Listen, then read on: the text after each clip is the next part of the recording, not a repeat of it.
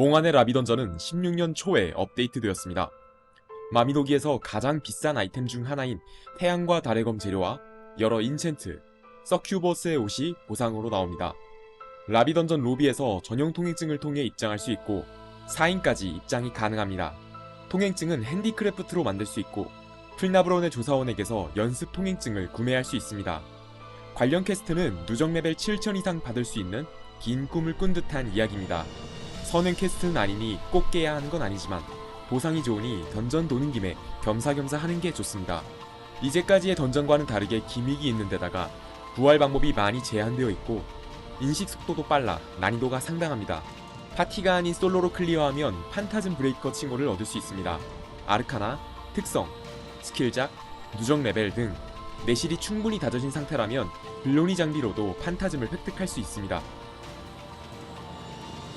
상당히 아프니 특성은 방어적으로 세팅하시고 음식 등으로 최대한 방보를 올려두세요. 먼저 1층입니다. 1층은 기본방, 구슬방, 19슬방, 가고일방, 함정복도가 있습니다. 기본방은 방 한가운데에 구슬이 하나 있습니다. 여느 던전처럼 구슬 치고 나오는 몬스터 잡으면 됩니다. 설명하기에 앞서 플레이 영상을 보여드리겠습니다.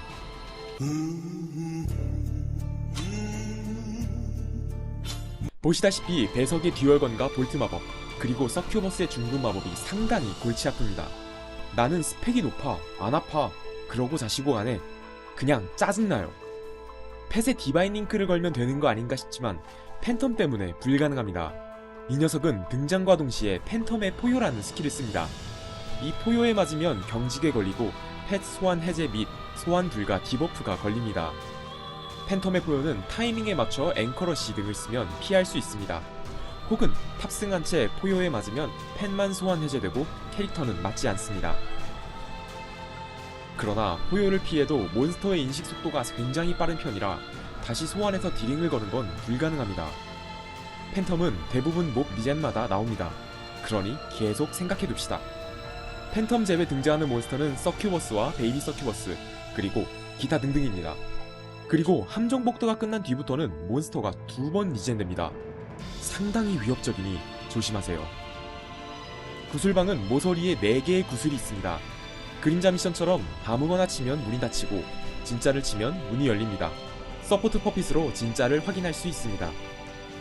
가고일방은 단상 위에 가고일 4마리가 있습니다. 가고일은 체력이 일정 이하로 떨어지면 단상으로 돌아가 체력을 회복합니다. 그러니 단상을 먼저 부수거나 아예 돌아가지도 못하게 찍어 눌러야 합니다. 19슬방은 방에 구슬이 10개 있습니다. 그림자 미션처럼 구슬을 하나 치고 불 들어온 구슬을 전부 치면 됩니다. 나오는 몬스터는 잡으면 다시 리젠됩니다. 팬텀은 안 나오니까 펫에 딜링을 걸고 어그로를 끌게 한 뒤 구슬을 치면 됩니다. 구슬이 사라진 뒤 몬스터를 잡으면 문이 열립니다. 함정복도는 구조가 다음과 같습니다. 시작 지점의 구슬, 중간에 팬텀 한 마리, 코너의 구슬과 팬텀, 또 중간에 팬텀 한 마리. 구슬을 치면 중간에 하얀 안개 같은 게 나옵니다. 저건 함정입니다. 밟으면 팬텀이 나오는. 안개는 잠깐 나오고 사라지니 기억해둡시다. 함정을 밟지 않게 주의하면서 중간에 있는 팬텀을 잡으면 됩니다. 그 후 코너에 있는 팬텀을 잡고 똑같이 진행하면 됩니다. 2층입니다. 2층의 구조는 심플합니다. 갈림길 없고 일직선에 방은 3개뿐. 첫 번째 팬텀 복도입니다. 구슬을 치면 2분 타이머가 시작되고 몽환의 위습과 팬텀이 나옵니다. 팬텀을 총 30마리 잡는 것이 목표입니다. 2분 타이머 안에 30마리를 다 잡지 못하면 초기화되고 구슬을 치면 5분 타이머가 시작됩니다. 5분 안에 못 잡으면 10분, 10분 안에 못 잡으면 다시 10분입니다. 몽환의 위습은 안 잡아도 상관없습니다. 잡으면 나오는 섬광탄으로 팬텀에게 큰 데미지를 입힐 수 있고 예전에는 2분 동안 일부러 위습만 잡아서 섬광탄 파밍을 하는 식으로 진행했다고는 하는데 팬텀 30마리가 한 번에 나오는 게 아니라 잡면 리젠되는 방식이라 나오면서 포효를 씁니다. 그리고 시간이 지날수록 팬텀 스펙이 높아져서 조심해야 합니다. 두 번째 중간 보스입니다. 네크로맨서 스켈레톤 2마리와 팬텀 1마리가 나옵니다. 해골 2마리를 잡는 게 목표입니다. 중급 마법을 조심하기만 하면 큰 문제는 없습니다. 해골 2마리 중 1마리만 남으면 강령술 패턴이 나옵니다. 30초 안에 잡지 못하면 죽은 해골을 부활시킵니다. 그동안은 샌드백이니 침착하게 디버프 걸고 잡으면 됩니다. 마지막 보스 서큐버스 퀸입니다. 설명하기에 앞서 플레이 영상을 보여드리겠습니다.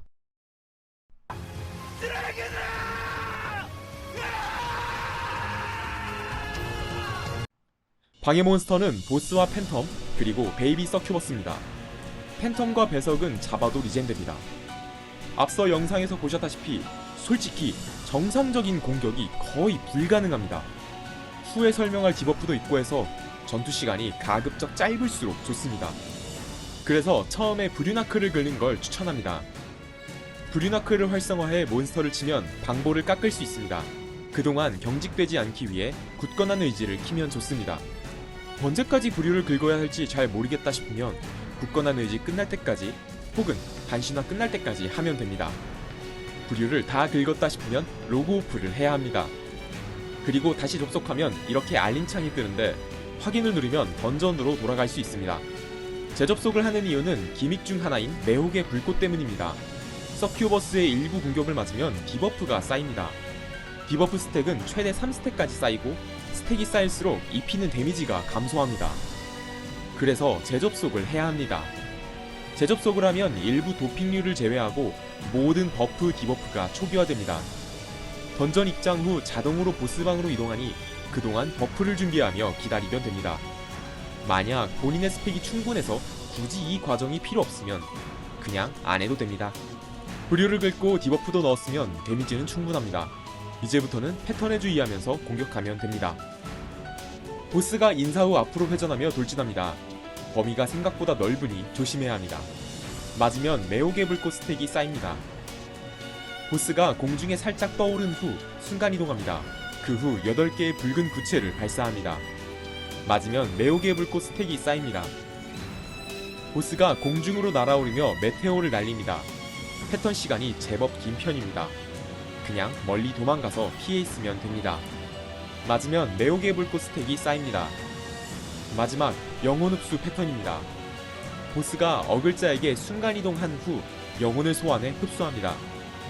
영혼이 흡수되기 전까지 30회 공격하면 됩니다. 어글자를 제외한 파티원은 움직일 수 없습니다. 듀얼건을 들고 보스를 공격하면 되는데 딜레이가 조금이라도 있으면 거의 불가능합니다. 그리고 이 상태에서는 어그로가 풀려 배석과 팬텀이 공격하지 않지만 실수로 배석과 팬텀을 공격하면 다시 어그로가 끌려 기믹 수행이 어려워지니 조심해야 합니다. 만약 기믹에 실패하면 보스의 체력이 회복되고 파티원 전체에 광역 데미지와 함께 매혹의 불꽃이 3스택 쌓입니다. 이 외에는 중급 마법을 인스턴트 캐스팅으로 발사하거나 스매시를 날리거나 합니다. 정리하자면 디버프 넣고 브류 긁고 제접하고 딜 충분하면 굳이 하지 마시고 매혹의 불꽃 안 쌓이게 패턴 조심하고 디버프가 3스택이 되면 제접해서 초기화하고 팬텀과 배석이 무진장 열받고 보스 패턴에 내부 쿨이 없어서 짜증나지만 그리고 보상도 별로 가치가 없긴 하지만 생각해보면 이거 왜 돌아야 되는 거지? 시청해주신 모두들 판타즘 따길 기원합니다. 끝! 빠이!